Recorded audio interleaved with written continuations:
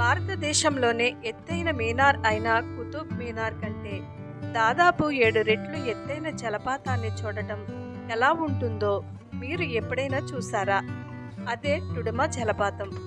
ఒడిశాలోని కోరాపుట్ జిల్లాలో ఆంధ్రప్రదేశ్ సరిహద్దు సమీపంలో ఉన్నాయి. ఇది మాచ్కండ్ నది ద్వారా ఏర్పడుతుంది. ఇది 175 మీటర్లు అంటే 575 అడుగులు ఎత్తు నుండి లోతైన లోయలోనికి ప్రవహిస్తుంది. జలపాతం క్రింద ఉన్న కొలనులో చేపలు పుష్కలంగా ఉండటం వలన ఈ జలపాతాన్ని మత్స్య తీర్థం అని కూడా పిలుస్తారు. ఇది గుర్రం తోకను పోలి ఉండడం వలన హార్స్ స్టైల్ రకం జలపాతం అని అంటారు.